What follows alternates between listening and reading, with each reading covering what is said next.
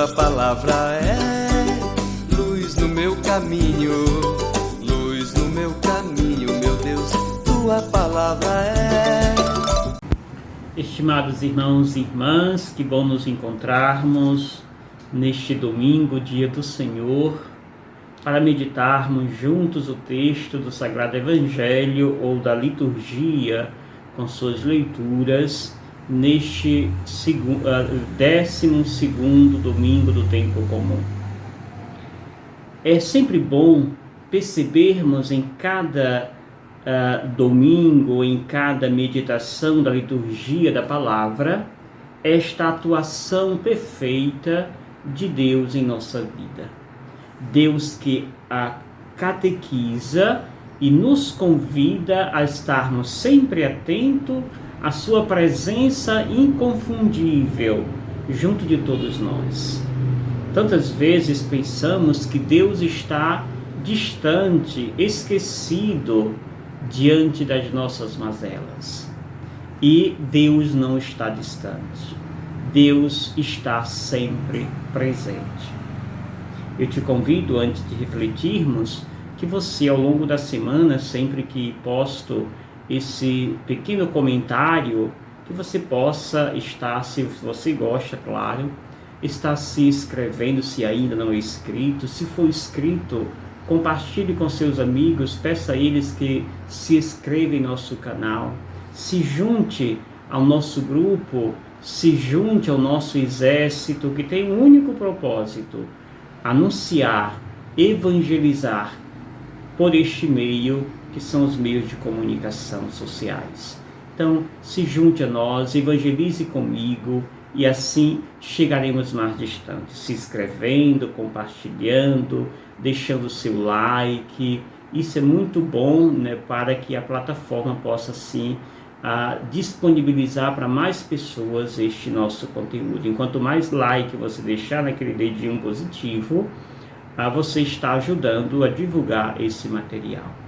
Dito isto, podemos assim olhar para esta liturgia de hoje e perceber a presença atuante de Deus em nossa vida. Deus que não nos deixa, não nos abandona, mas está sempre junto de nós. A leitura primeira do livro de Jó, o capítulo 38, versículo 1 e 8 ao 11, mostra Jó diante da sua teimosia, diante do seu sofrimento intenso. Ele faz a experiência desta parousia, desta manifestação de Deus. Deus que, diante das reclamações injustas de Jó, Deus então se dirige a Jó no meio da tempestade.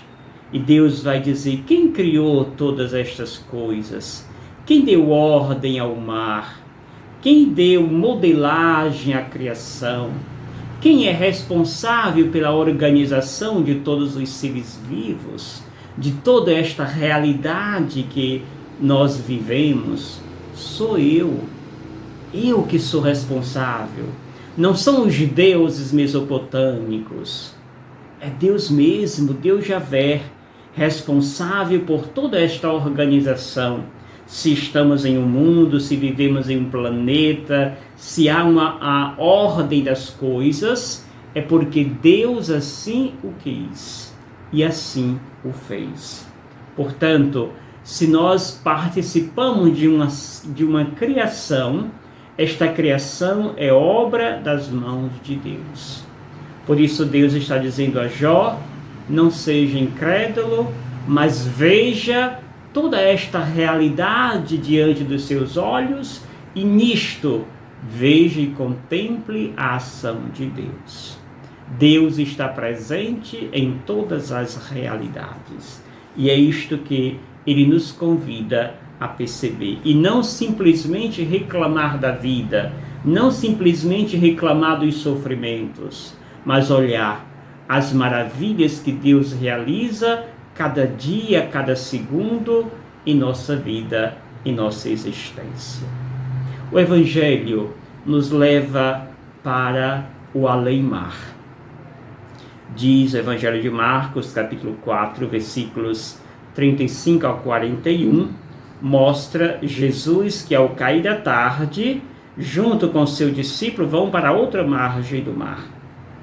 E ali eles despedem as multidões e vão com Jesus na barca. E segue a barca de Jesus várias outras barcas. Aqui é importante olhar para a simbologia deste evangelho. Não está descrevendo um fato jornalístico, mas está nos chamando a observar uma catequese importantíssima para o nosso crescimento espiritual. Jesus está, portanto, na barca com seus discípulos. A barca representa a comunidade. Quem conduz a barca são os discípulos.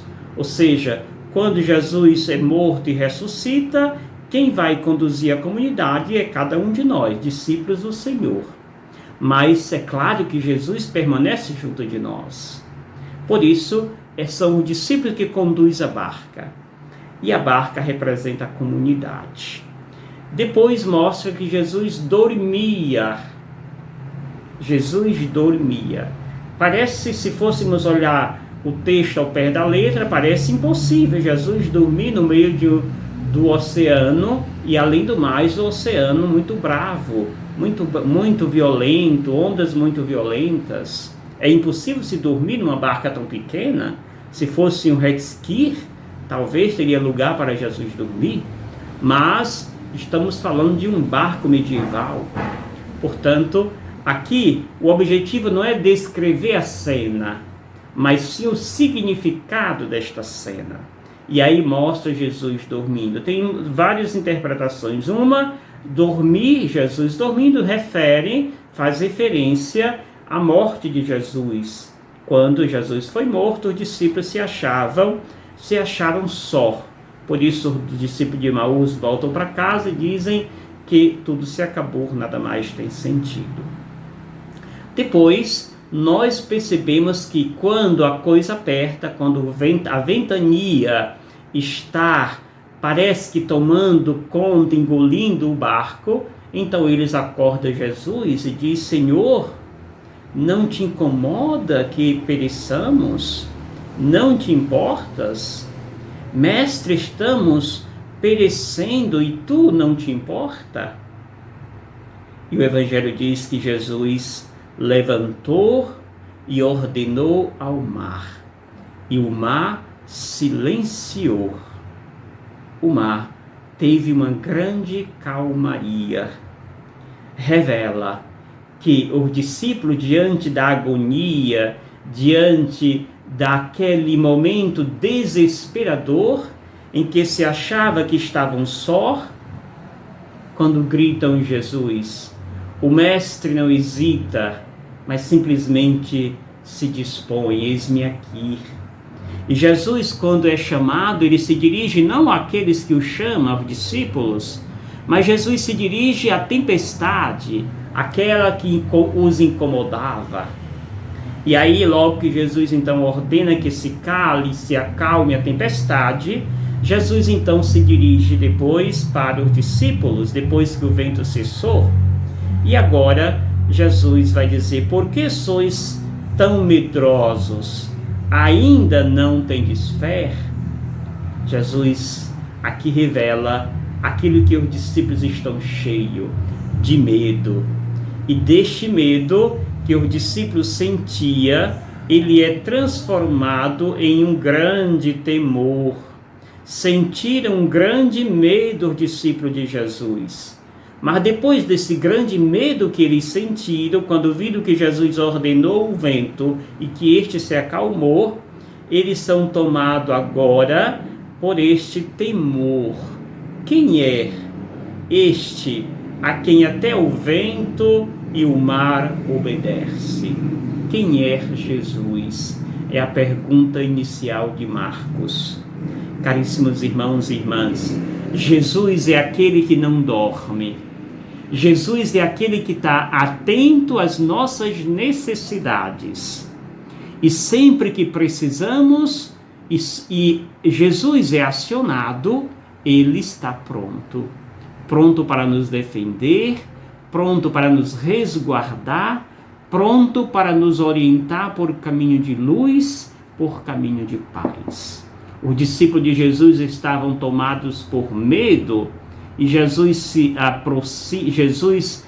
desperta, ou melhor diz, eis-me aqui, e ali revela o seu poder, revela a sua onipotência. Terminamos esta liturgia com as palavras animadoras de Paulo. Paulo que vai dizer na carta de São Paulo aos Coríntios, 2 Coríntios 5, 14 a 17, ele vai dizer: Cristo morreu por todos, para que nós vivêssemos não para nós mesmos, mas por aquele que por nós morreu, Jesus Cristo. Eis o grande ideal do cristão. Segunda coisa que Paulo vai nos dizer nesta sua carta é que Cristo, quando nós estamos em Cristo, estamos, portanto, buscando e vivendo em uma nova modalidade de ação e de agir. Em Cristo somos novas criaturas.